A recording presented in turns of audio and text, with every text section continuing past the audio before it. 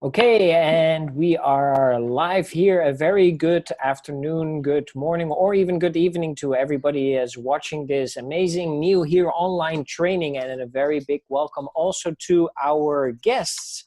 We are here to have an amazing session with you guys.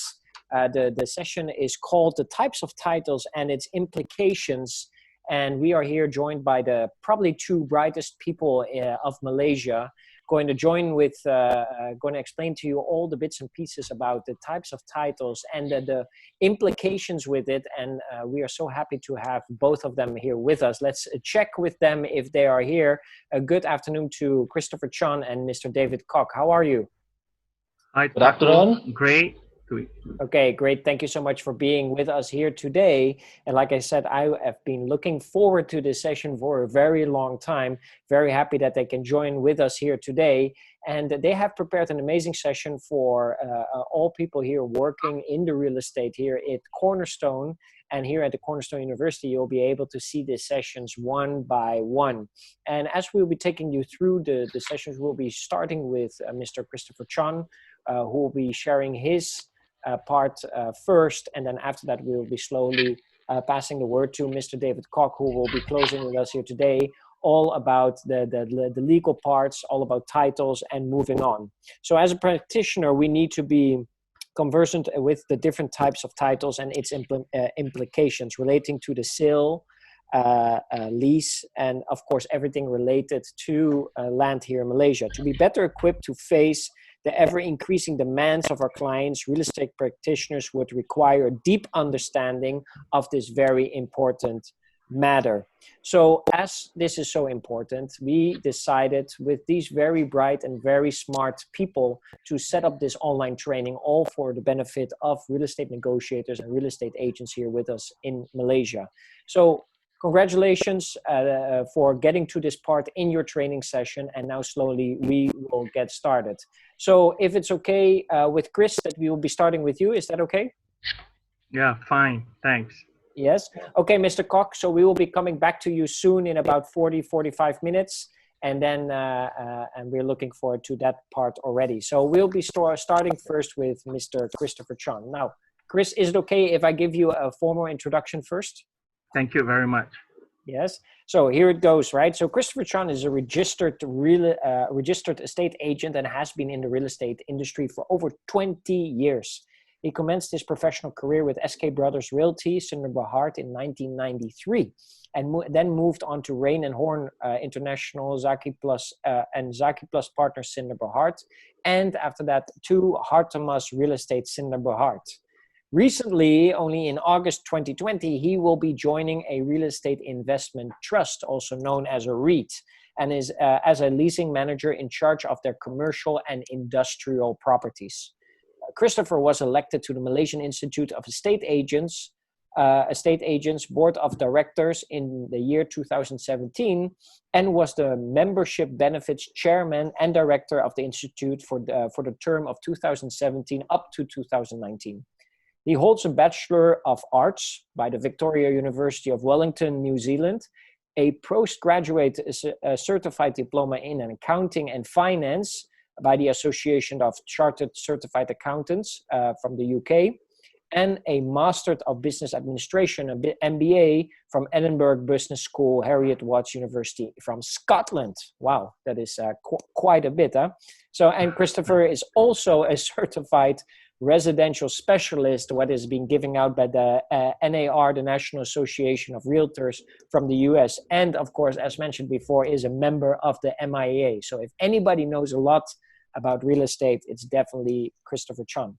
So on top of that, he's currently an industry advisory for an executive diploma in the real estate, EDRE, and diploma in real estate management, DREM, programs for the USCI College in Kuala Lumpur. USCI College is a sister institute of the USCI University, Malaysia's best private university in the 2019-2020 QS World University Rankings. And of course, and this is also how I know Chris, he regularly speaks and very often writes in the media about real estate and everything about real estate related. So again, a very big welcome to you, Christopher Chung. First of all, thank you so much for being with us and doing this for us, Christopher. What can you, before we get started, give us a little summary of what would you be sharing with us today? All right. Thank you very much, Taco, for the very kind introduction. And I want to thank you and Cornerstone for the invitation to speak, to share on this topic with the people from Cornerstone.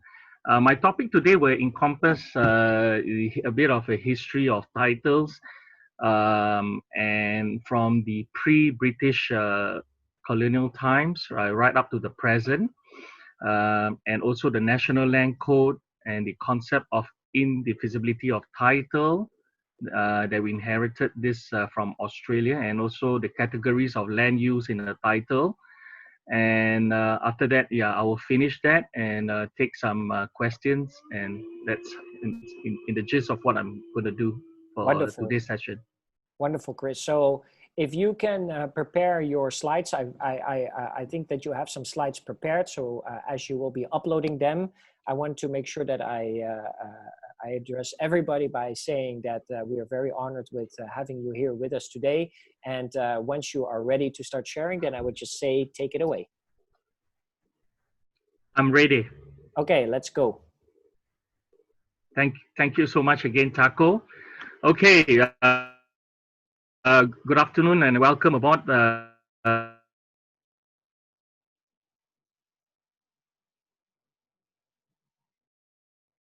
Encapsulate what I've just mentioned earlier. So there are my contact details on the screen for you to see. Now, what I'm going to cover is just what I mentioned just now. So I won't repeat that again. It's from point 1 to point 6 that you can see there on the screen. Okay, the history of titles. Very interestingly, when I first started my journey in real estate, when you want to understand something, it's better to understand it in its most simple form.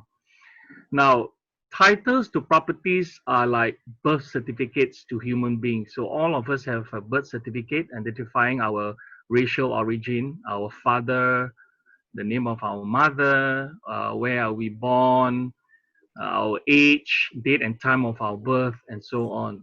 So likewise, for real estate, for properties, they also have their birth certificate, and their birth certificate is called titles. So today I will be sharing with you on the history of titles in Malaysia. I got this image somewhere from Google, so it's something. It's something during the pre-British colonial times, I hope.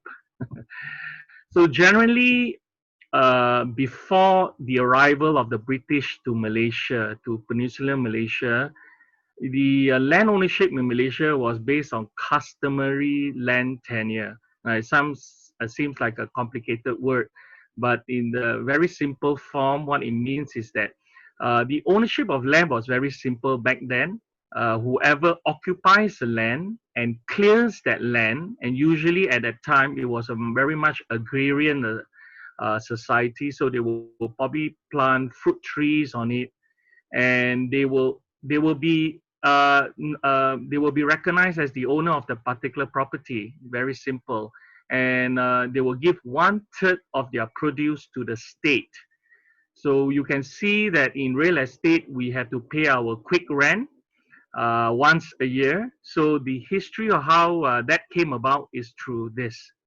And in Sabah and Sarawak, East Malaysia, we have a similar customary land ownership that also prevails over there in the past, whereby any person could own the land on the basis of clearing, cultivating, and maintaining the land. Okay.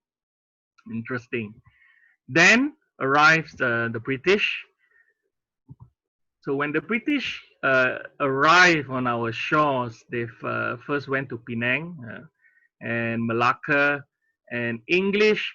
When the British arrived here, they shared with us and they said that, you know, we need to have a much better structured system of land ownership rather than just the informal occupying the land and clearing of the land. So the British introduced the concept of private executed deeds for ownership of land. What essentially that means is that it's a document detailing the seller and the buyer and the terms and conditions of the sale. So that was how we first started. And the British introduced this, but we found that at the end of the day, this system wasn't very good because it's a bit cumbersome. If one were to own a property, let's say Taco, and then after that he sells it to me, there's an agreement. And then let's say from me, thereafter I sell it to another person. Let's say you have 20 people down the road, and then you have 20 agreements, very cumbersome, and you have to make sure that these are all kept properly and so on. So we look outside our shores for a better system of land registration and ownership in Malaysia. So we looked elsewhere. We found there was a better, superior system in Australia, which is not too far away from here. And we adopted that system. We call it today, we are still using the system today called the torrent system of land registration, simply because it's simple, cheap, and efficient and effective to run. So for the Australian torrent system of land registration, if you have a title to a property, essentially, if I want to sell it to Taco, for example, I just only need that sheet of registration called the title. I will have then my name. After that, I have to transfer it to Taco, and Taco will become the new owner. And that's it, really. It's just one sheet of paper registering the people who are transacting the property. So we found it very good, less cumbersome, and faster. So this torrent system of land registration is not only used in Malaysia, but it's throughout the world. Singapore uses it, Australia, of course, New Zealand, Canada. We even have England, Wales, and Ireland who's using the system. So many countries in the world, not only Malaysia. So the main land law in Peninsular Malaysia, we won't go and touch on Sabah and Sarawak. We're just touching on West Malaysia. Is under the National Land Code 1965. Came into force on 1st January 1966. Sabah and Sarawak have their own sets of laws. So the National Land Code is the main law that governs land matters in Malaysia. So whatever agreements that you have being drafted cannot go against the provisions of the National Land Code 1965. So it's a dominant law. The land registration system in all states in Peninsular Malaysia is a torrent system, which is administered by the state land officers and coordinated by the Department of Land and Mines. Of course, state land officers will be Pejabat Tanah in Malay, and the Department of Land and Mines in Malay, we call it Pejabat Tanah dan Galian. Torrent system is a registration system on titles of land based on the concept of indivisibility of title.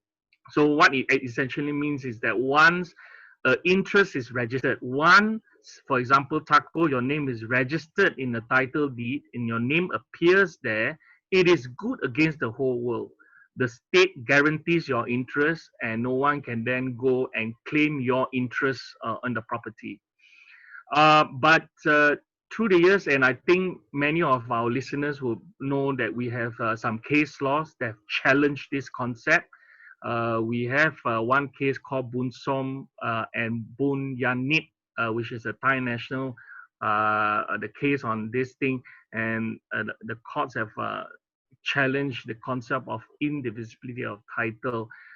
It's a bit complicated. I won't want to go too deep into this for this particular session.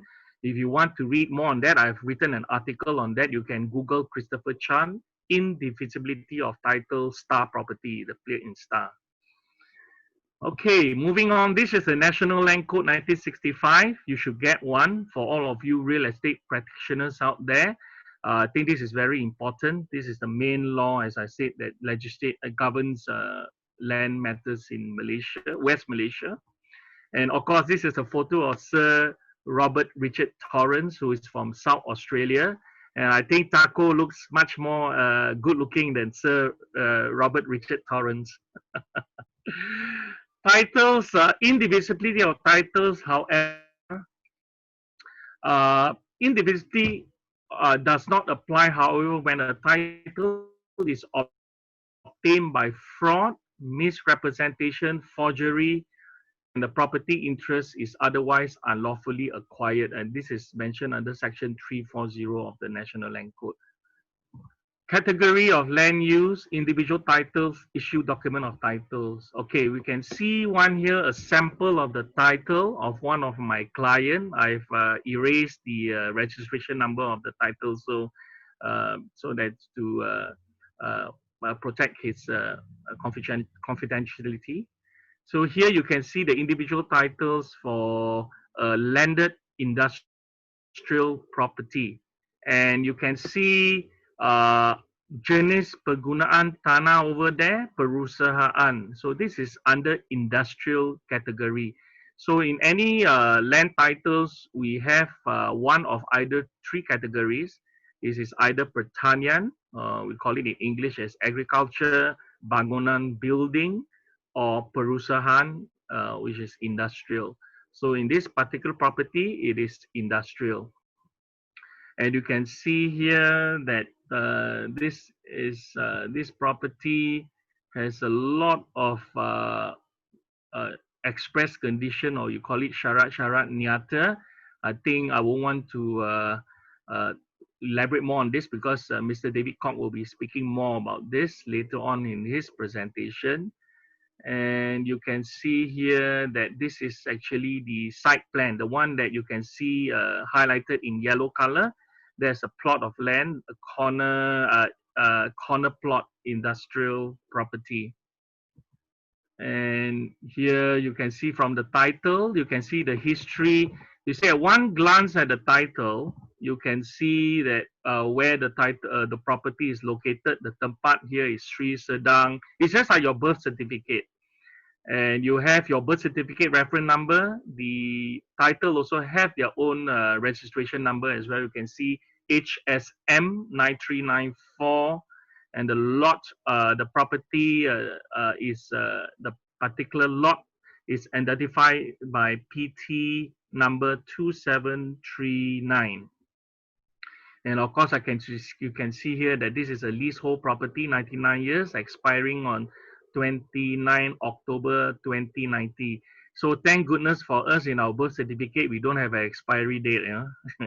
Only for certain type of properties like this.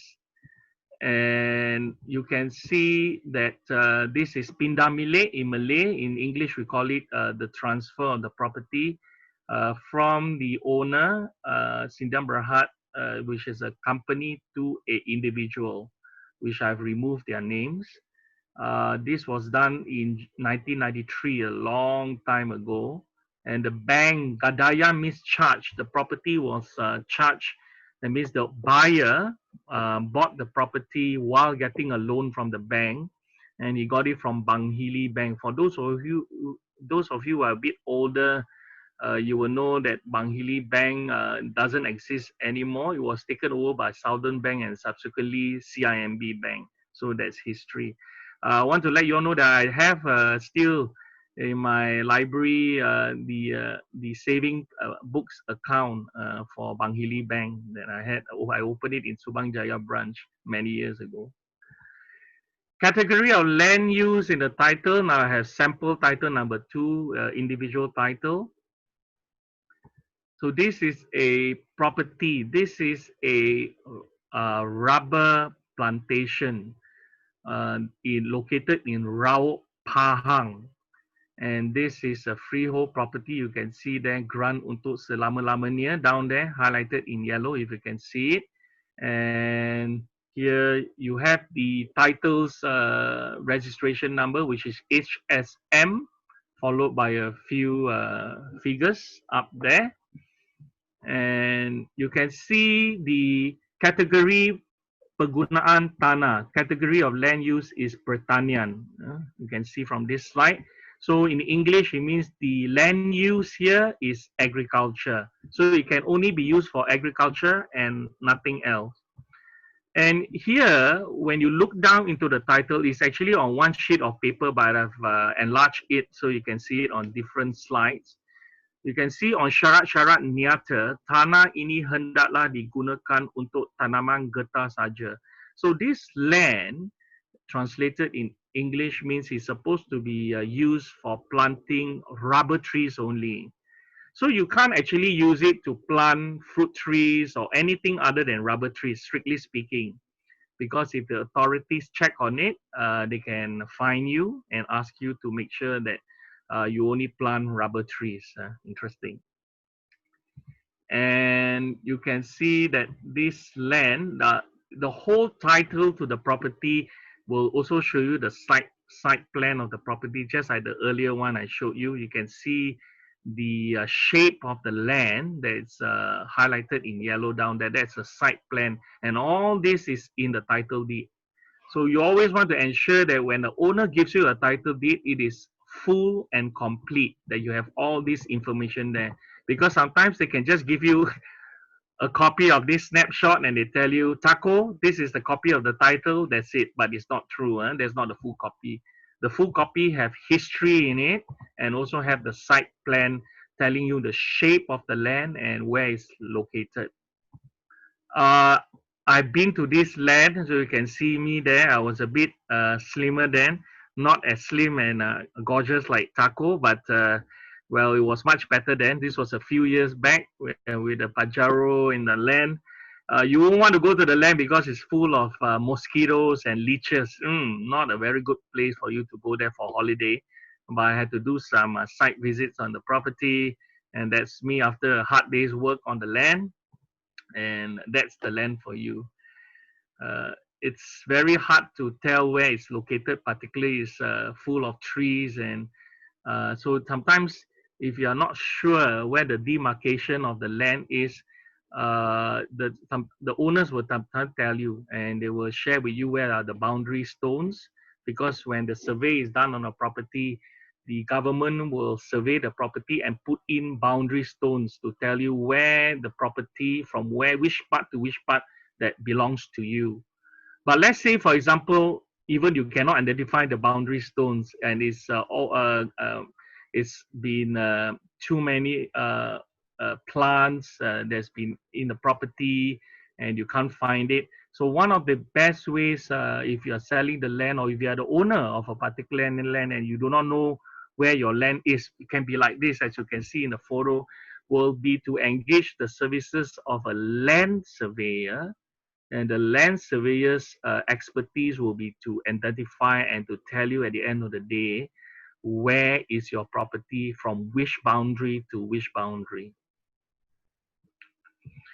Category of land use, this will be a third example, is the double-story semi-detached house in Section 14, Petaling Jaya. This was a property that was sold by one of my colleagues in my former company. You can see over here the category of land use is bangunan, building. So in the earlier two slides, I've showed you the title that had the land use of industrial, and then after that was agriculture, and then I'm showing you the title that the land use is for building, bangunan.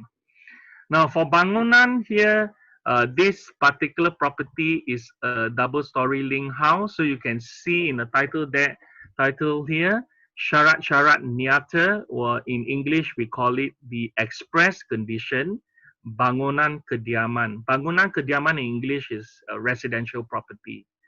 So under building, you can have shop lots, you can have link houses, and so on. So that is where they will be, the category.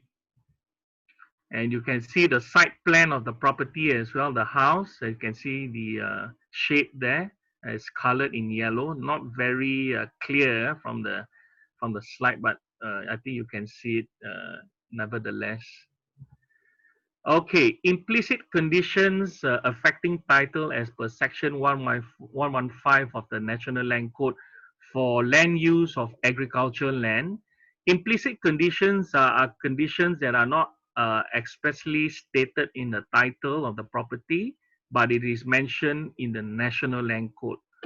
So for agricultural land, there is a requirement that you have to commence cultivation of land within 12 months on which the date the land became the subject to that category, and that the area shall be maintained and cultivated according to rules of good husbandry. So these are some of the implicit conditions for agricultural land. Now moving on to building implicit conditions for land of building category. Uh, Take note that there's no part of the land shall be used for agricultural or industrial purposes, because those are categories on their own, and that every building shall be maintained in repair, so it has to be properly maintained, and no building shall be demolished, altered, or extended without the prior consent in writing of the appropriate authority. So if you're going to do any extension or renovation on your property, and under the category of building, you can also, as I shared with you, include houses as well that you live in. So you usually will have to get that permission from the local council, uh, so that you don't get fined for illegally extending your property. And also when you sell your property subsequently, some buyers may ask the owner whether the renovation or extended has been done legally. So it depends on where your house is located. I'm staying in Subang Jaya. So for my Ling house, if I'm going to do any extension or renovation, I have to get the permission from the Majelis Perbandaran Subang Jaya, the Subang Jaya Council. It's also interesting to take note, guys, that under Section 74 of the Local Government Act, there's a bit of a digression a bit. I just want to share with you, we have a filthy house section, that any person living the property in an unmaintained state that's covered with undergrowth and is harmful to its neighbors and the environment shall be guilty of an offense and be convicted and be liable to a fine not exceeding 1,000 or to a term of imprisonment not exceeding 6 months or both. And there will be a further fine of not exceeding 100 ringgit for each day the offense is continued after the conviction. So there is a requirement that whatever properties that you own, that you have to ensure that it's properly maintained, that it's not dirty and unkempt. Implicit conditions governing land use of industrial properties, industry. You can see there that this type of properties must only be used as what obviously you can see from the title, the word, industrial purposes. That is for the purposes of erection and or maintenance of factories, workshops, warehouses, jetties, railways. So these are all for the following purposes of manufacture, smelting, the production and distribution of power, the assembling, processing, storage, transport or distribution of goods or other commodities. So this is where it tells you the meaning for industrial purposes. And then industry shall commence operations within 3 years of the date on which any part of the land first became subject to the category, and that every building or installation thereon shall be maintained in repair. So you have to maintain it well. And just as the earlier slide, there is no building or installation shall be demolished, altered, or extended without the prior consent in writing of the appropriate authority. Then I would like to highlight to you guys that for implicit condition affecting land in general, that if you do not pay your quick rent, that is supposed to be paid once every year, or if you are in breach of any conditions in the National Land Code, the government has the power to forfeit your land. So this is under section 127 of the National Land Code. Very interesting. Okay, and then I have a disclaimer for my presentation that this presentation, of course, is intended for your information only. If you need to get any advice on your particular type of property or your client's property, it's best to get a professional, independent professional opinion on that. So that's my disclaimer, and that is my contact details, my name, my mobile number, my email. And that's it. Taco, that's it from me. Wonderful, Chris. That's really, really great. Thank you so much. That's definitely interesting, and I really like the visuals and the pictures that you added to there, especially from the old Malaysia that you found from Google, and even with some pictures of the handsome Christopher in the field, you know, in action, just in the areas, right? Without the shirt on. Yeah, that one was the best one for sure. Yes, for sure. Chris, if you don't mind, if we just can borrow you for a couple of minutes, right? Maybe some questions we would like to ask, particularly questions that we get a lot, that you probably also get a lot, right? So I hope you don't mind. We just take a few more minutes of your time to ask these questions, right? Because you are definitely the right person to ask, right? So what happens if what happens when there is no category of land use in a title? You know, how would an agent or anybody have to proceed with that? Well, thanks for the question, Taco. There are instances whereby sometimes when you look at a particular title and the category is nil, so there's no land use being mentioned. So you do not know whether it can be used for agriculture, for industrial purposes, or for building, be it be houses or commercial shop lots and so on.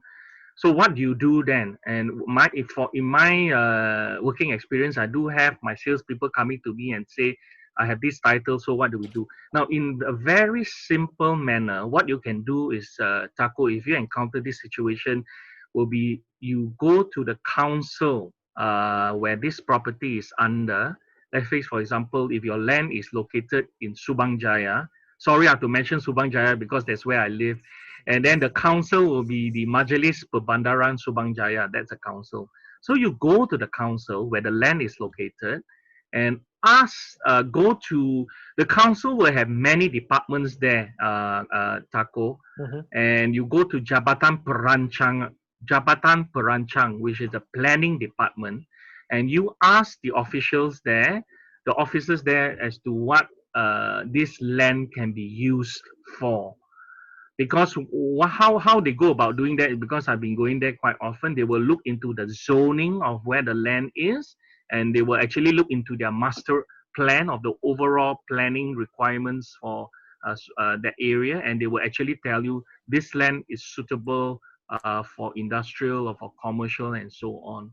So that will be the correct way to approach and to know what the land can be used for. Okay, very, very interesting.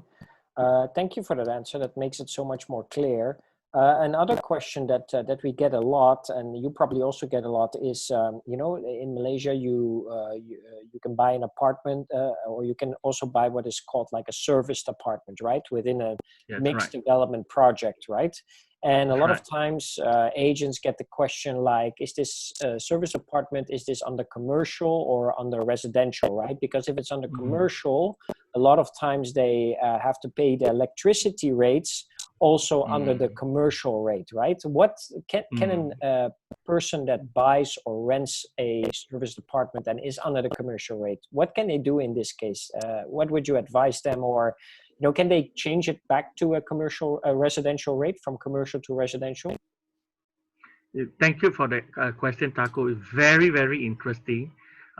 This issue that we have, usually you will find that for properties that's located, let's say we use example of a condominium that is strictly a residential condominium, and it's built just condominium. There's no retail shops down there and things like that. Usually for that type of condominium, and my father stays in one like that, your electricity and water rates will definitely be residential rates. Anyway, you can look into the bill and they will actually state residential or otherwise the rates that they charge you. Yeah. But you have a bit of a problem, Taco. If you buy a property nowadays, is very common. My dad stays in an old condominium, but if you buy newer service apartments, because of this, people, the buyers wanting lifestyle, work, play, and everything all together in. So you will have sometimes retail outlets that's been built below the service apartments, and that's where the thing becomes complicated, because the authority, when they look at the title of the property, it will mention commercial, because down there is commercial on the master title, as well Mm-hmm. as residential at the top. So the authorities has taken this and based the electricity rates, for example, on commercial rates. So if you go there and you stay in this apartment, Taco, with with your family, and you're not doing any business there, so you don't feel that you're being fairly treated, because the rates you're paying is actually commercial rates for electricity. Yeah, Mm-hmm. let's use electricity as an example. Mm-hmm. Then what you can do is that if your service apartment is used strictly for residential purposes, and you found that you have been charged a commercial rate for electricity, so you can go to Tenaga Nasional Berhad, which is the company that provides supplies electricity in Malaysia, and you tell them that your property you are staying there is residential, and you apply to them for the rates to be changed to residential rates. Mm-hmm. And usually, I have clients, based on my experience, who have done that, and they have succeeded in doing that, and so on. So I would say, please be proactive. If you are the agent and you are taking care of your client's property, and it's a good service that you're going do this to for your clients, I think they will really appreciate it, because there's a lot of savings, Taco, from Yeah. commercial rate to residential rate. You have a savings of about 30 to 40%. It's quite a Yeah. lot. Yeah. Quite a difference. Yeah. The best way, yeah, to go about it is to go to the particular here in the TMB and tell them your story, Mm-hmm. and get it changed. Okay, wonderful, wonderful.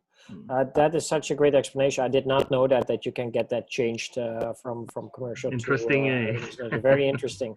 And it brings me to another question that I'm then curious Mm, about. Right, you hear of these lot of people, investing in real estate. They're buying these condos and they try to convert that into a so-called Airbnb or homestay that's apartment. right. Right? Can you just convert any condo in Malaysia to an Airbnb stay? Right now, Taco, thanks for that question. Because of the challenging real estate environment, so sometimes the landlord, the owners, they try to be a bit smarter, thinking out of the box, rather than a conventional tenancy. They want to go do Airbnb, and sometimes what they do is that what they have done traditionally in their condominium, they try to convert and do another different business model and go into Airbnb. Uh, I cannot name you the condos, but there are currently I know of one service apartment, and there's a legal case in the court right now, whereby it's meant for service apartments, and people staying there are all for residential used service apartment. But the people, I think there was one party who bought a unit and they operated it on Airbnb, and the property, the management of that particular building took legal action against this owner to tell them to refrain from doing it, and they didn't do it. And they didn't take heed of that notice, and therefore they brought them to court. So at the end of the day, Taco, the very simple way to approach it will be, in a particular condominium, if you want to have your unit to be used for Airbnb, the first thing you need to do will always to check with the property manager of the condominium. I know a lot of owners don't want to do that, but you can't escape it. You still have to go back to them, and they have house rules. So for condominiums, for example, and Airbnb are usually done on condominiums, a lot of them anyway. You check with the house rule. The house rules are legally binding on the residents staying there.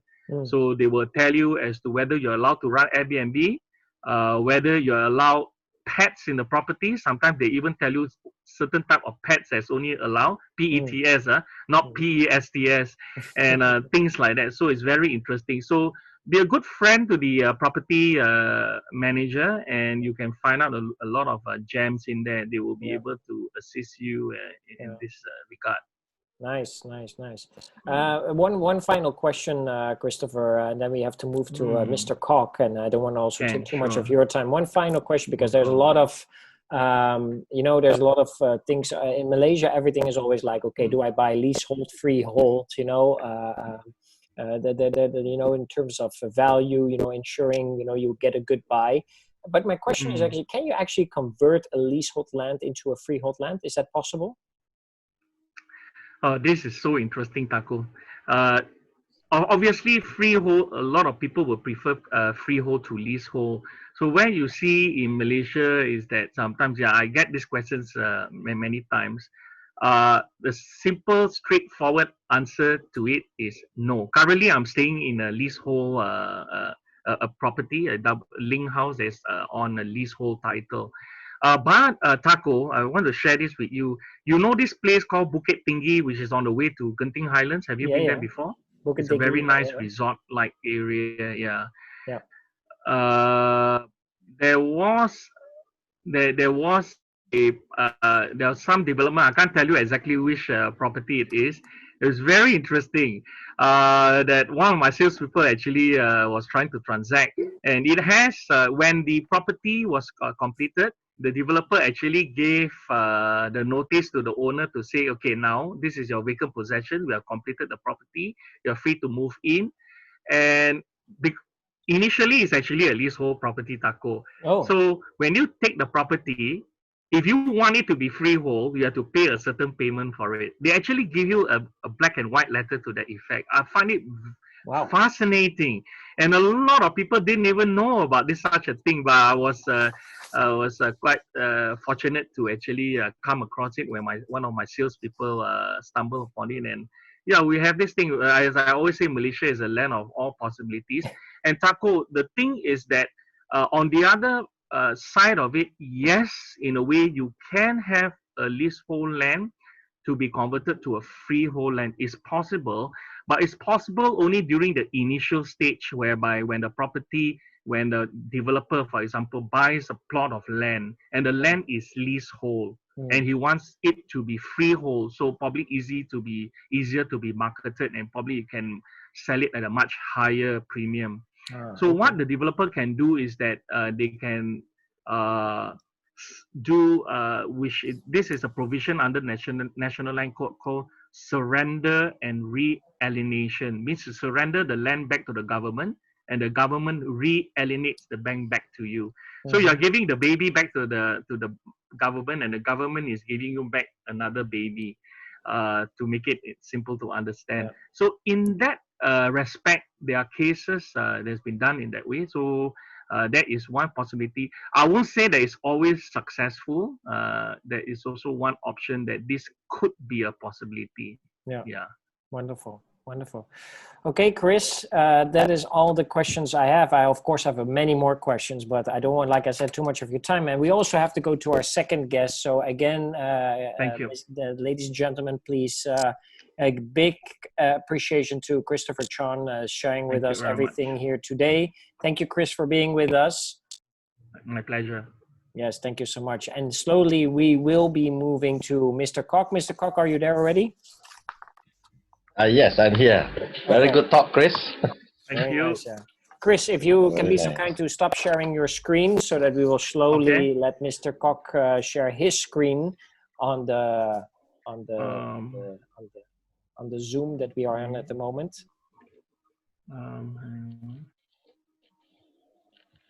Should be a button somewhere in the middle that says stop sharing. Stop sharing. Yes. I can't find it. Stop share. All right. Yeah, there it is. Yes, very good. Thank you so much, Chris. Most welcome.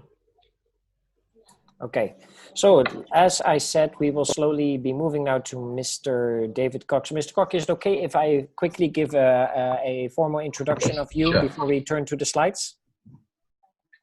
Okay, sure. Yes, okay. So, ladies and gentlemen, please welcome Mr. David Kok. Mr. Kok was admitted as an advocate and solicitor of the High Court of Malaysia in 1995 after obtaining an LLB degree from University of London in 1992 and the Certificate of Legal Practice in 1994. Mr. David Kok has more than 24 years of experience as an advocate and solicitor, and is currently a partner at Mr. David Kok and Partners. Mr. David Kok specializes in conveyancing matters. Mr. Kok has extensive experience in giving advisory services and handling housing and development projects at corporate level, and possesses vast experience in conveyancing, including advising on and drafting banking documentation, sales and purchase agreements, shareholders agreements, joint venture agreements, tenancy agreements, general agreements concerning land, joint management body matters, company matters, and debt restructuring, reconstruction and restructuring, and etc. Besides conveyancing, Mr. David Kok also has extensive exposure in civil litigation and has represented individuals and corporations in various pre-trial strategy, risk evaluation, and full trials.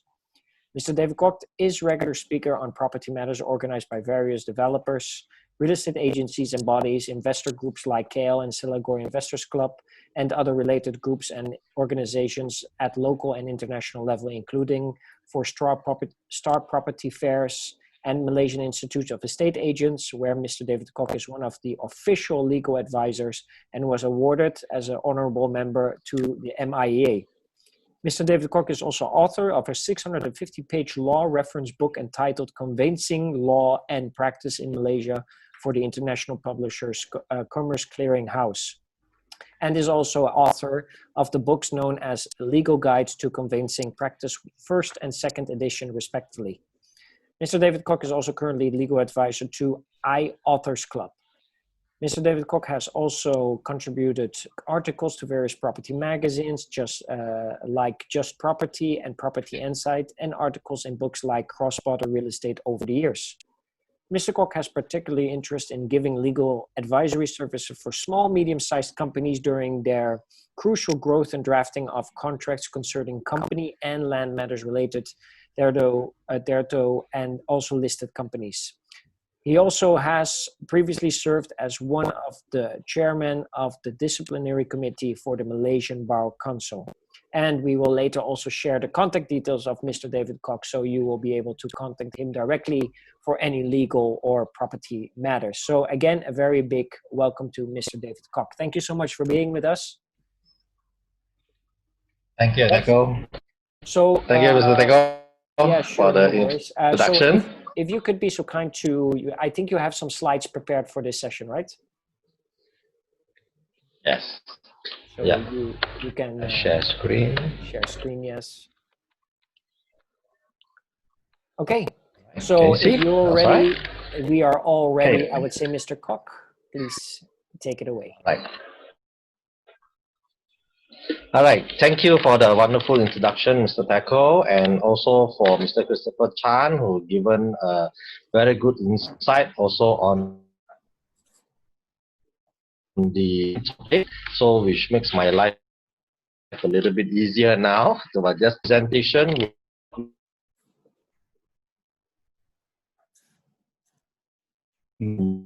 your industry, because sometimes you need to know what type of land and certainty on land. All right. So okay, we just start off with something a little bit basic, which Chris have touched on a little bit, but just to add on a bit further. Okay, let's just see. Wait, hold on. Now the slide is slightly hanging. Hold on. I share.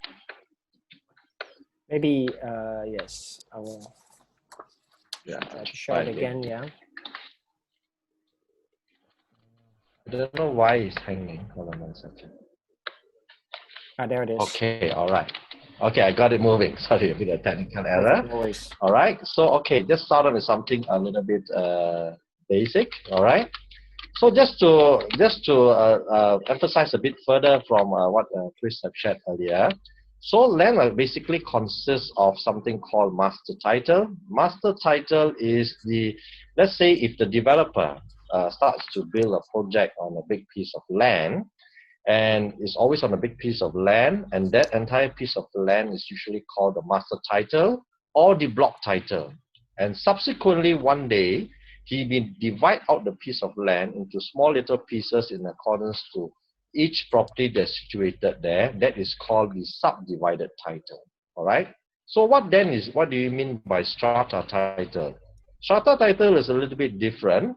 So initially the developer, just say he builds a building or a condominium. He builds on a big piece of land, which is also called the master title. And one day after they converted to the block title and they want to divide out the units. How they divide is they divide the units upwards. As they divide upwards, this is what they call a strata title. So basically, all these titles is, when it's called a subdivided title or the strata title, means in legal terms is a property with a title. If a property is still under the master title, then it's still under the big piece. The developer have yet to subdivide that piece of land. All right. So on strata titles, they can also be have gated communities. So these are real gated communities. So just say, like for example, I take an example of say Desa Park City. Desa Park City, although you look at it in some areas, it look like a house, but actually what they have, the title is the house is usually on an individual issued document of title. But what they have is actually a strata title. Why is that so? Because all the area that they are on is considered to be a common area, just like when you stay in a condominium. So this is what you call a secured, gated and guarded, secured, literally, gated and guarded, secured premises. It's not like those in the housing area, just that the security guard put a gate there and you say it's gated. No, that is still under individual title.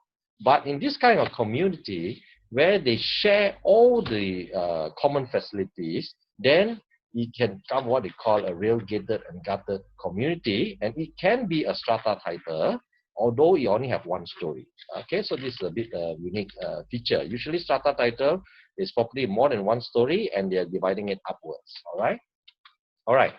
So there's many types of land which Chris have shared just now. Okay, so number one, we have what we call freehold land. So freehold land, as Mr. Chris have showed you in his title, there you'll see the words like untuk selama-lamanya, translated from to English means forever. Freehold land means you can own it perpetually or forever. Then you have a different kind of title, where is a leasehold title. So when it's a leasehold title, that means you can own it up to a certain number of years. And usually in Malaysia, it's up to a maximum of 99 years. But in some areas in Malaysia, it's still up to 999 years, like in the UK, United Kingdom. It's very rare. Nowadays, no more. But the older titles, there are still some of it floating around, which is right up to 10 years, right up to 999 years. Okay, so they will see the word there, pajakan. So pajakan means lease, and then you tell until when.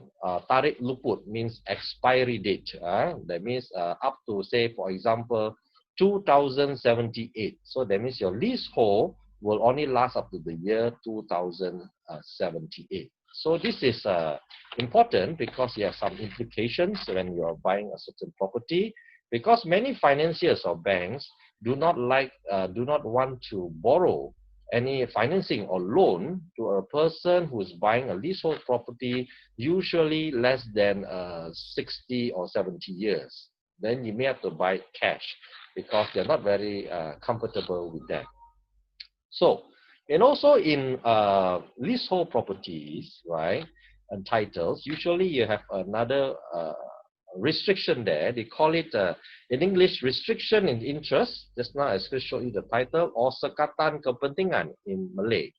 So you have these words there that says Tanah ini tidak boleh dipindah milik, dipajak atau digadai melainkan dengan kebenaran jawatan kuasa negeri. Which means, translated in English, this property cannot be transferred, leased or charged to anybody except with the state authorities' consent. So this kind of restriction will also affect your transaction because it takes time to get this kind of state authority consent, depending from state to state. Let's say in Kuala Lumpur or Selangor, it probably take about 3 months to get this state authorities consent. Okay. Sometimes, although it's a leasehold property, these requirements are waived. It happened before, maybe because the property it's a very old area and the government feel that you don't need to get the state authority consent now to transfer lease property, or they may take out a certain part. We have seen restriction interest where it stated tanah ini tidak boleh dipindah milik atau dipajak melainkan kebenaran jawatan kuasa negeri, and it did not put the word digadai. That means it says you cannot transfer or lease this property without the state authorities' consent, but you can charge it, but you don't need the state authorities' consent. We have also seen this kind of titles and this kind of restriction. That's why one of the most important things that you need to do usually before you buy a property is to do a land search to see what is the current requirements and restriction that is stated on your title. Because the titles, the condition may be updated, but because you did not bring in your title to be updated at the land office, you may not know that now certain conditions have been taken away or waived. So always do the land search that will show the existing condition of that land or property presently. All right. So in some circumstances, you may see in the title the word there, Reserve Melayu, which means Malay Reserve land. So when it's Malay Reserve land, it's a little bit restricted because you can only transfer or sell to another Malay. Okay. Only in very rare circumstances, you see a Malay Reserve land where the owner is not a Malay, and you're wondering what happened. This is because the land is probably very old. In the old days, before the land became designated as a Malay Reserve land, there may be, the owners may be non-Malay at that point of time and continued to live there. And the government then allows them to continue to be the owners of the land until they sell to another person and not give to their own family members. Then it will become a Malay Reserve land. Okay, so there are a few of these titles, so sometimes don't get worried when you see a title, a Malay Reserve land, but how come the owner is Mr. David Kok? He's a Chinese, right? So you say it's still possible. Do the land search and then see what is the circumstances and whether it's correct or not. If it's correct, it could be this kind of situation. So then, we must not confuse ourselves with the term Bumiputra lot. So some people ask me, can you, what do you mean by a Bumiputra lot? You know, the developer says, I only sell this property to Bumis. Bumis is a shortcut name of Bumiputra. So what is a Bumiputra? Now, a Bumiputra not only consists of Malay, it can be of certain tribes like Iban, Kadazan. They are considered to be Bumiputra also. So if it's this type of tribe, they can still buy this kind of property. All right. So, okay, so we must not confuse ourselves. But the problem is, when they say Bumiputra lot, it is never stated on the title. That's why you don't know, right? So this requirement comes about is when the developer, just say he builds a project, and under the development order, the government may say, look, you've got to reserve to protect the interests of the locals 20 or 30% of the properties in this project for Bumiputras. Okay, so they know it and they have the list and they know what is Bumiputra lot, which property. But it is not stated on the title. That's why there's some confusion. So perhaps in the future, they may consider stating it on the title. All right. Okay, moving on. Now, this chart is quite useful, right? We use this chart sometimes to teach the rent courses, right? But it's also very useful. But it's also usually used for by lawyers or valuers or people who, or the presentation boys of these firms who are going there to register or do some searches on certain properties. So the question mark then is, in Malaysia, it's quite confusing. We have a lot of land office. So how do you know where to do all these things? Which land office to go, right? And how do you understand what type of title is this? Okay, so this is a shortcut way of looking at it. You can keep this chart. Okay, let me explain. If you look at the left side of the chart, land titles consist of final titles and qualified titles. Mr. Christopher touched on that a bit, but let me emphasize a bit more. Let's start with qualified title. When is a qualified title, you see words like nombor hak milik sementara or shortcut H.S number, say for example 7885, or number QT. QT stands for shortcut qualified title, right? Number QT 7885. So it means the same thing.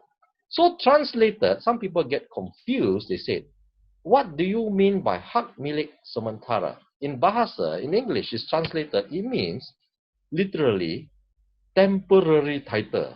So people say, hey, what do you mean by temporary title? Do I own this property? Can I own this property? Not to worry. You can still own this property. You can transfer this property to whoever. You can lease this property. You can charge it to any financier. No problem. But you cannot amalgamate the property. That means apply to merge it together, or partition the property or divide it. Why? The reason is because the land surveyors department, the government land surveyors department, have not done the final survey as to the exact size and boundary and location of that particular title. That is why it's called a temporary title. So since they have not finalized the exact size and boundary, that's why they do not allow amalgamation or partition of the property. Now they're very busy. They may take a number of years before they do it. Okay, let's say now the land surveyors department have done their job and they finish, and now you know the exact boundary and location of the title. It will then become what you call the final title. See, that's what it means. Now you can transfer the property, charge the property, own the property, lease it to anybody, and you can amalgamate and partition the property subject to certain requirements under the National Land Code. No problem. See, that's why you call a final title. All right? So the first part, you understand, okay? A little bit technical. Now we get a little bit more technical. The second part, the titles are then divided into both qualified and final titles to registry title and land office titles. So what are they?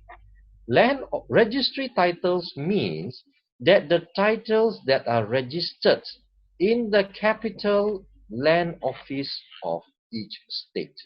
So they say, for example, in Selangor, you go to the Shah Alam land office. In Perak, you go to the Ipoh land office. In Johor, you go to the Johor Bahru land office. So registry title, I will touch on it later, okay, why it becomes a registry title. So how do you know it's a registry title? So you will see the word grant, number grant, number 7885, for example. Now, grant means two things. Number one, it's a registry title. So where are you? You're in Selangor, so I have to go to the Shah Alam land office. You're in Kedah, I have to go to the Alostar land office to do my land search and registration and things like that. And what does it tell you some more? You see the next word is a bombastic English word, a long word, called alienated in perpetuity. Teco will note it. Perpetuity comes from the word perpetual. Perpetual means forever. So it means it's a freehold title because you own it forever. Is it? All right. So that is what you call a registry title. Grant, number grant. You straight away you know it's a registry title and it's a freehold title. All right. So if it's a registry title and now it's a leasehold title. So you see the word there, state leases, translated in Malay is called pajakan negeri. Now, just for your information, negeri is Malay for state, pajakan is Malay for lease. That's why it's called pajakan negeri. And Malaysians, we like to have a shortcut, like in apps, we have abbreviation. So you'll see the title probably Nombor P.N, or like Nombor Pajakan Negeri 7885. Alright, so when you see that, then you know it's a registry title. And because the word lease tells you what? It's a leasehold title. You see? So that's how you differentiate, right? So by looking at the title, name and number alone, you already know it's leasehold or freehold and whether it's a registry title or not. Okay. Then we have something what you call the land office title, district land office title. Now in every state, just now I told you the capital of land office of, just say in Selangor, we have in Shah Alam, right? But in each state, there's a lot of district land office also. So just say in the state of Selangor, we have, for example, the Hulu Langat land office, the Gombak land office, the Petaling land office, the Sabak Benam land office, the Kuala Selangor land office, the Kuala Kubu land office, etc. Alright? So you have to go to this district land office to do certain things or do certain searches, right? For this type of title. Alright? So how do you know it's a district land office? So you see the magic word there, you see Mukim. Alright? Mukim grants. Okay. So translated in Malay, usually it's upside down. So it's Nombor Gran Mukim. That means shortcut Nombor GM, General Manager, 7885. So it means two things. Number one is a district land office title. Number two, the word grant means what? It's a freehold title, just like the registry title, you see. So now it's not a district land office, it's a freehold title. Now, how do you know which district land office? So the shortcut way is, if you look at the title just now, right, there's a chalk there, a round chalk somewhere in the title, and probably it says that, for example, Pentadbir Ulu Langat. Then you know it's the district land office at Ulu Langat, near Bangi there. Alright? So that's how you go about there.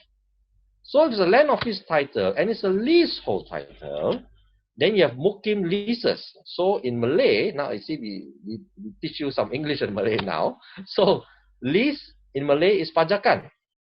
So Nombor Pajakan Mukim.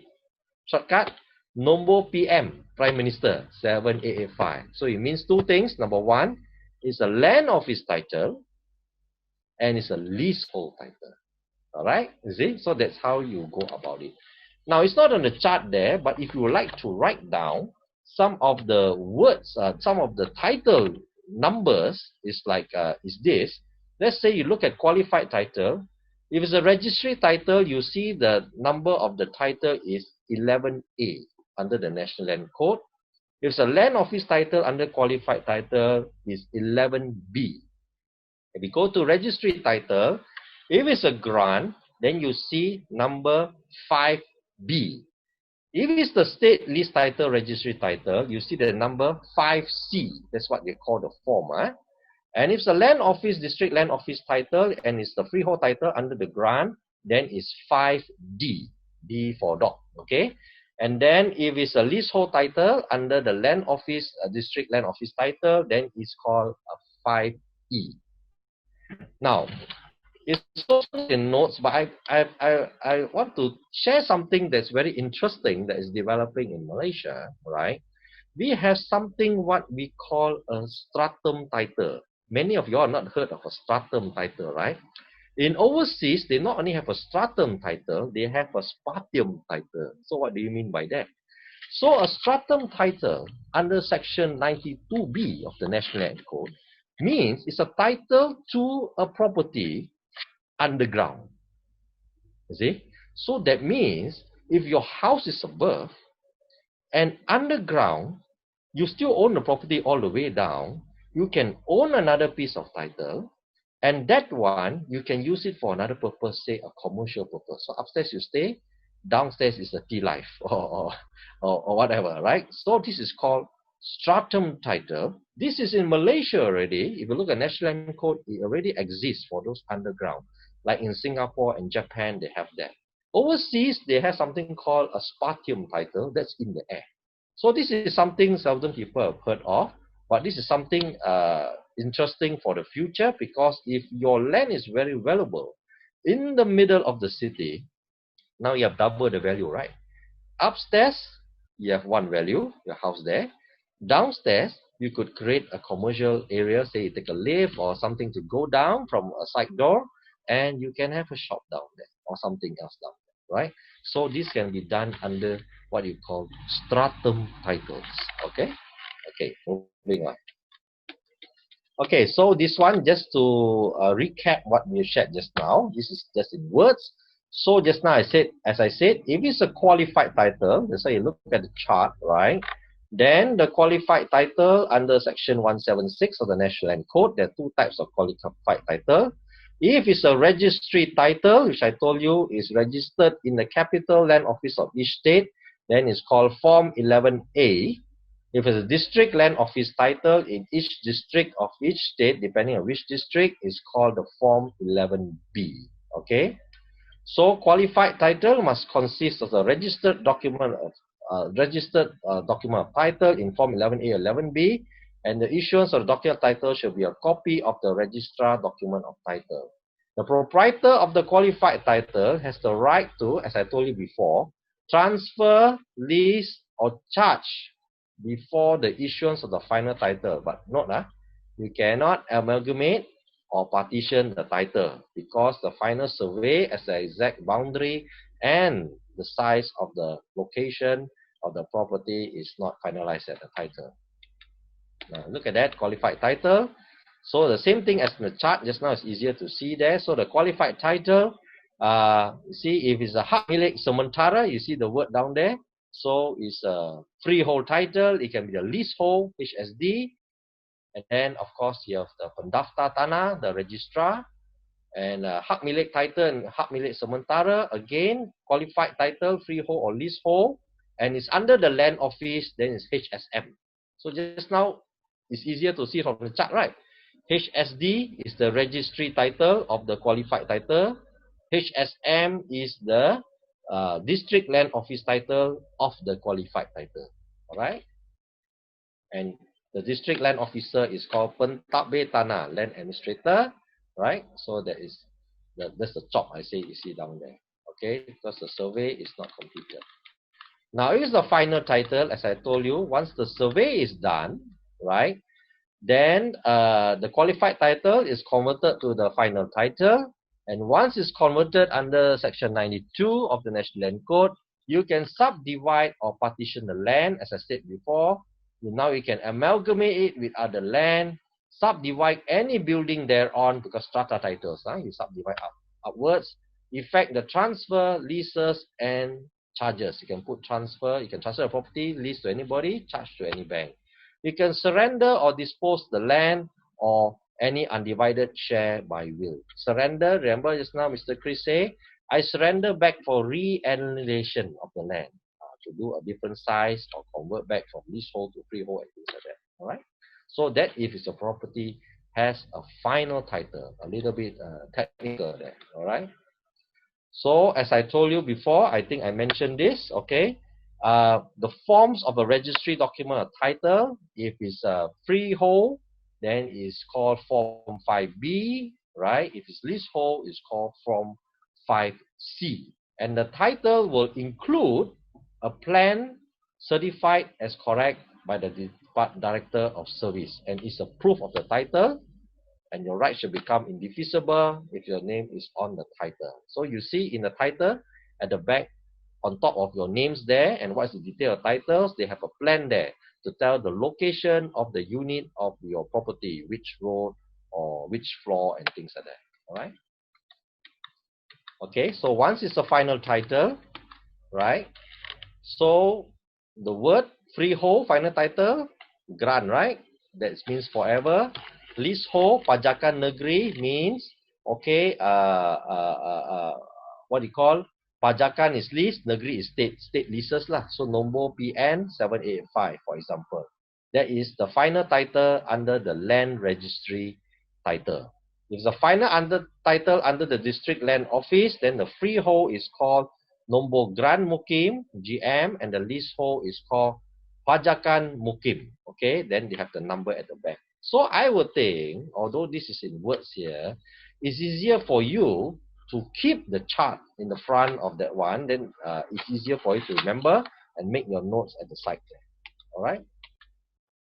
Okay, so the issue document of title will consist of what they consist, as I said, the plan of the land, certified as correct by the Department of Survey, and the issue document of title is to be held by the proprietor of the land. That is the proof of your land, okay? So if you lose your title, you still can apply for a new one because the land office will still have record of your details of ownership of the land, all right? So registry title, okay. So as I said, the registry title is registered at the each capital land office of each state. So registry title usually, how do they come about?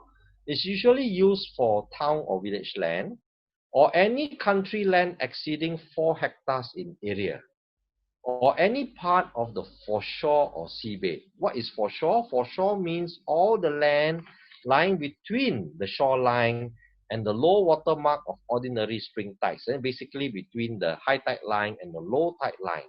All right. So once if it's a freehold land, then form 5B, as you know. Leasehold land, then form 5C. Okay. And they'll be under the land registrar. That's why they call pendaftar in Malay. All right. If it's the district land office title, okay, how do they come about? It's usually for country land not exceeding 4 hectares in area.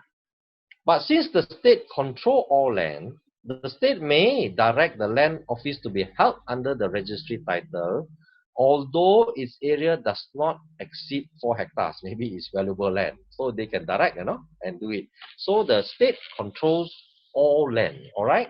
Okay, so it's the same thing again, 5D for freehold, 5E for leasehold, and the district land officer, district land, the pentadbir, the administrator, the land administrator is called pentadbir tanah in Malay, and of course the capital land office then is called the land registrar. So that is different, all right? Okay.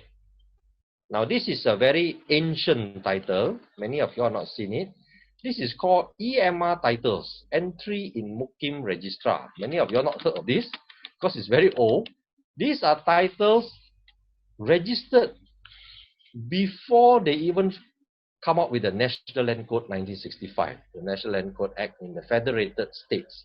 So Federated Malay States, if you see historically, consists of Pahang, Selangor, Negeri Sembilan, and Perak. Such titles are still valid in law. These are very old titles. They are called EMR titles, entry in Mukim Registrar, even before the National Land Code Act, okay? And it's only in these 4 states, if you see the history of Malaysia, these are called the Federated Malay States in those days. Pahang, Selangor, Negeri Sembilan, and Perak. So these titles are very different. Okay, strata titles, as I told you, is meant for buildings. They divide upwards, or anything 2 floors also can be building. But very rarely it can be 1 story like Desa Park City, where it's a gated and guarded community, where all the common ground is considered to be common area and everybody shares it, like in the condominium, then it still can become a strata title. Now, under the Act, the building can only be subdivided into strata titles and come a final title, okay, when the title is a final title and not a qualified title. Because same problem. They have not done the final survey. They don't know the exact boundary and size of the property yet. That's why they don't allow you to subdivide it into strata title unless this is done. When this is done, then it becomes what you call a final title. What is then an accessory parcel? An accessory parcel means that any parcel that is shown in a strata plan which is used or intended to be used in conjunction with a parcel. What do I mean by that? So accessory parcel can be like car parks,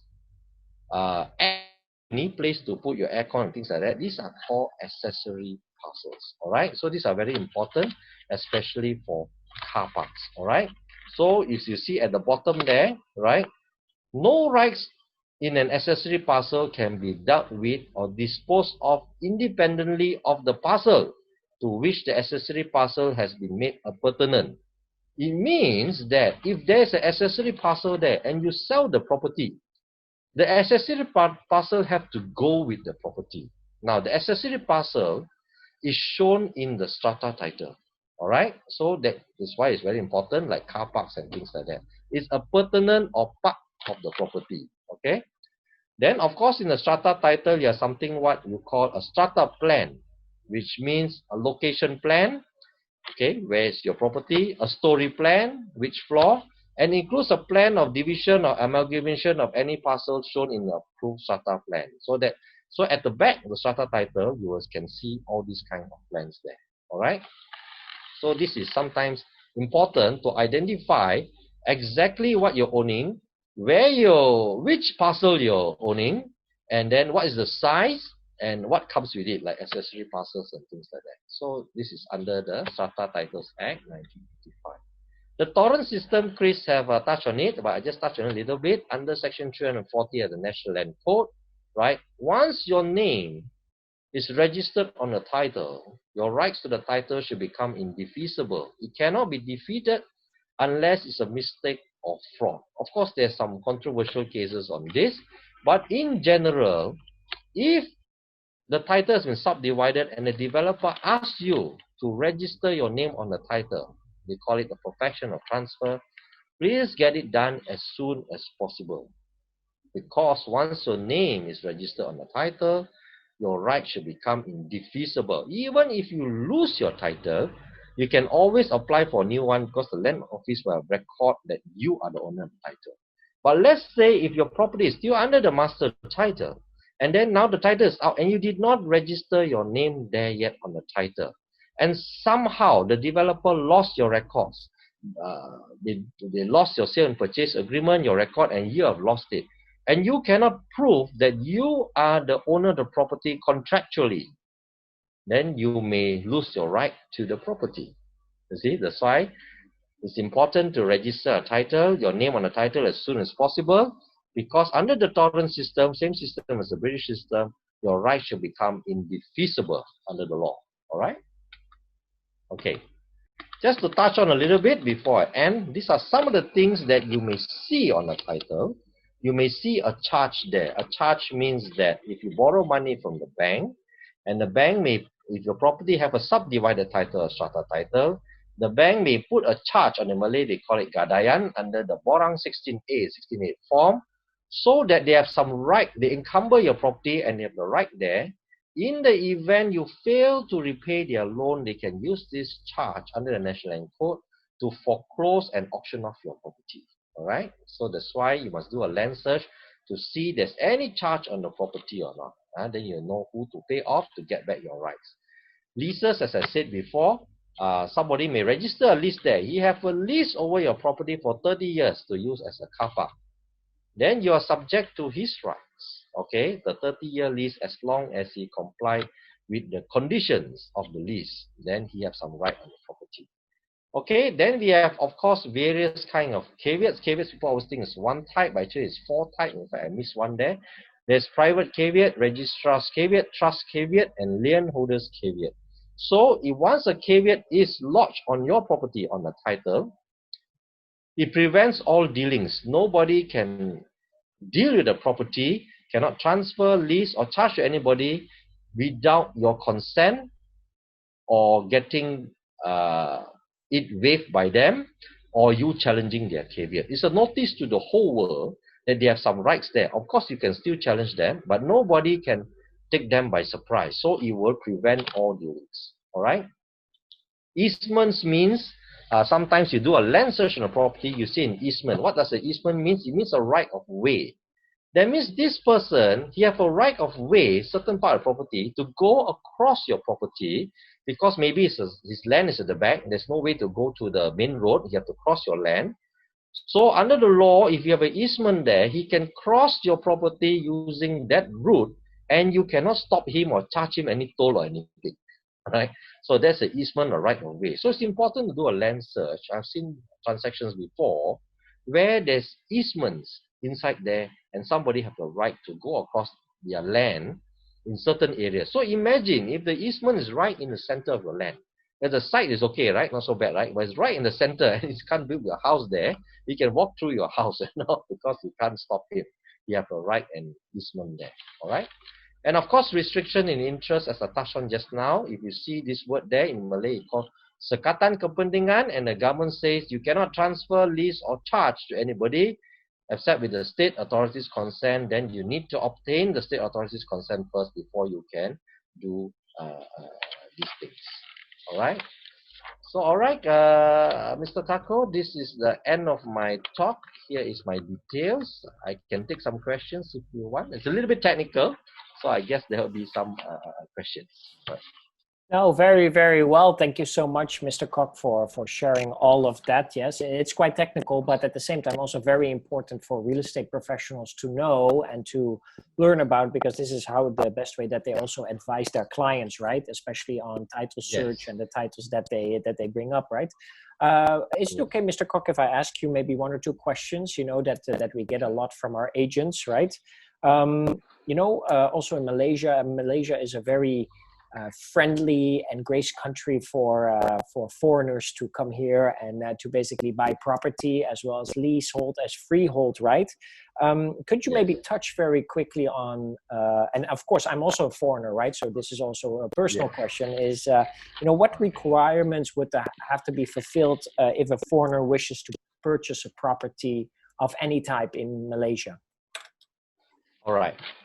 So as I stated earlier, right, all land is controlled by the state authorities, right, except federal land, which is controlled by the federal government. So for a foreigner to purchase a property in Malaysia, it's actually quite simple. There's two ways to do it. One is through the MM2H program, which I'm sure you heard about, but at the moment they are fine-tuning it. And another way is you actually, as a foreigner yourself, like yourself, Mr. Tako, you can buy a property in Malaysia, whether it's leasehold or freehold, as long as you get the state authorities' consent. So in each state, they have certain requirements. Like federal states, let's say you want to buy, presently, they change from time to time, for foreigners to buy, say, a residential property in the federal states, say like in Kuala Lumpur, right, or Labuan, the property have to be above 600,000, all right? So no problem. So to me, it's just a little bit of a rubber stamp applying for the state authority consent.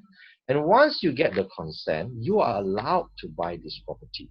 Now, of course, state to state, the requirement will be different. Like in Selangor is 2 million, and only properties with strata title presently. Of course, in Johor and in Pahang and Penang is a little bit different. But in general, if you meet the requirement, it's a formality to get, may I say so, to get the state authority consent. And as a foreigner, the beauty of this country is, can you imagine, you can actually own a freehold property. How many other countries allow that? So I seldom see that. I don't see it so much in Thailand or Indonesia or elsewhere. So I think this is a fantastic opportunity. Now, the difference with the MM2 program is the same thing. But what I'm trying to say, it's not necessary you go under the MM2H program. It's only for those foreigners who intend to stay here on the long term. Maybe their children is studying here, is working there. The MM2 program allows them a 10-year visa, so they don't have to keep changing, updating their passport and things like that. And of course, they're still required to put certain amount of deposits in banks, right? But what I'm trying to say is, if you don't require that, and you only want it as investment and you're coming here for a certain time, you do not need the MM2 program. You just apply for the state authorities' consent, and you are allowed to buy and own the property. So that's another route for you. Okay, so it's not a problem. Wonderful, wonderful. Thank you for explaining that and also elaborating on that. A question that we also get often is the question about car parks, right? You touched on it earlier already a little bit about car parks, what is part of it. How does a property owner know if the car park is really part of the property? Okay, there's only two ways to know it. If your property have a subdivided title, say like a strata title, if you do the land search, in the title they will say accessory parcel, say A-1, and they have earmarked or highlighted a certain unit. So that will show where's your car park and which car park that you own. Remember I told you under the Strata Titles Act, if it's an accessory parcel, it's a pertinent to your property. That means it's part and parcel of property, which means you own the car park. Now the difference is sometimes you're buying property where the developer only allocated a car park to you, like in certain condominiums. It's not a problem, but the difference is you do not own the car park.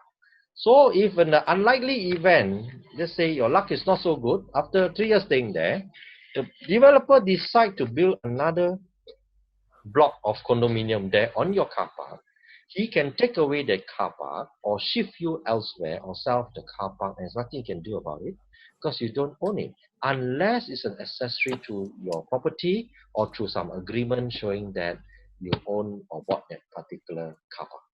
All right? Okay. Wonderful, wonderful. Okay, and then you you touched also a little bit about the different titles and you know, Malay reserved land and Bumi Putra, right? So the question would be, you know, like can a non-Bumi Putra purchase a non-Bumi Putra person purchase a property which is reserved for Bumi Putras in Malaysia? Is there still a possibility? Yes, that's a good question. Okay, it's definitely still a possibility. Let me tell you how the Bumiputra lot came about. Usually the government like to, because our country is relatively cheap to own a property. So to a foreigner with a better currency exchange and things like that, say even Singapore, their money is 3 times the size of our money, right? So for them to buy these properties is very cheap. So we don't want all the properties just to be sold to the foreigners who's better financially off. So most of the government, to protect the certain groups down here, they said in the development order of each project, they may tell the developer, say, look, you must reserve 20 or 30%, say for example, for Bumi Putras, all right? Yeah. So this must be sold at the discounted rate, right? And so that some of the locals can own property in your project, all right? Yeah, yeah. So no problem, but the issue comes like this, you see. So let's say if it's a project of 100 units, right? And the development order says that, look, 30 units must be for Bumiputra. So I'm not saying you can or cannot buy, a non-Bumiputra can or cannot buy. It depends on the circumstances. Mm-hmm. So let's say if the developer managed to sell 50 units to Bumiputra, out is 100, right? So he knows he met the criteria of the DO, development order, of 30 units. So then he knows that when he applies for subdivision of the title, the government will allow him to subdivide the title because he meets all the requirements. Yeah. He also knows that even though he let go another 20 units to non-Bumi, it's not a problem for him because he still has 30 units meeting the requirement of development order. Yeah. So what I'm trying to say is, if the developer has a lot of Bumi lots sold in hand, it may be possible for non-Bumi to apply for a Bumi unit, right, that is excess from the amount that he is supposed to reserve for, right? Okay. So until, of course, the 20 is gone, then he can't go below that. Yeah. So sometimes it's a little bit more tricky.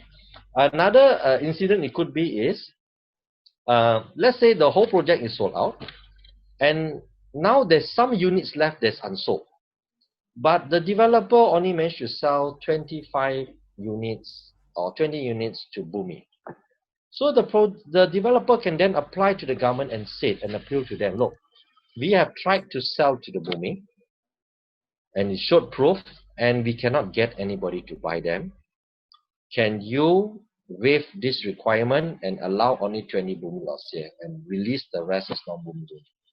So it's possible, it's up to the state, right? If the state feel, well, if that is the case and realistically speaking, then it is not a problem.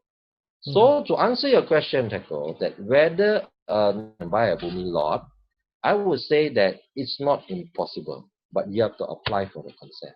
It depends on the circumstances and the what you call the planning for that area by the state authorities. Okay. All right. Wonderful. Wonderful. Okay, well, that brings us, actually, I have no further questions anymore. So, okay, look, there's Chris. Maybe you can stop the sharing for a while, Mr. Kok, so we can just get ourselves all in the screen, because we're coming closely to an end. So we had some really, really great sharing. We're so grateful that both Mr. Christopher and Mr. Kok were here with us here today, touching all on the types of titles and its implications. I really want to thank both of you so much for doing this for us, doing this for Cornerstone. This is going to be of great value for them, for their career, very important for them to know. Any final sharing from you, Chris, that you would like to give to all the negotiators and agents here at Cornerstone? Well, if you need a good lawyer, call David Kok. That's what I would say. Promotion for me, I think my message is never stop learning, Taco. Just like you are a proponent of education. I always say never stop learning. I'm still learning a lot, and a lot of things that I still do not know, and it's always very exciting, right? Yes. I mean, in life, if you finish learning everything, then it's time to go. True. For me, it's So good. Yeah, I like that. Never stop learning. What about you, Mr. Kok? Any final message you would like to give to the Cornerstone people? All right. First of all, I'd like to thank Cornerstone for inviting me and yourself, Mr. Teko. But also, as I concur with Chris, never stop learning, and also because laws and circumstances always change. Yes. So 6 months from now, what I teach may be different because we have to keep coming back because, well, laws keep changing from time to time, and it's a little bit technical, but it's good. Even I myself learned from like Chris because of his background in property. A certain aspect of looking at certain thing is a different way. And of course, when you combine it all together, I think it will help agents greatly in their sale or in advising their clients properly. So I think it's very good. Wonderful. That's some great sharing. Like you said, right? The only thing in life that is constant is change, right? Change will always keep happening, right?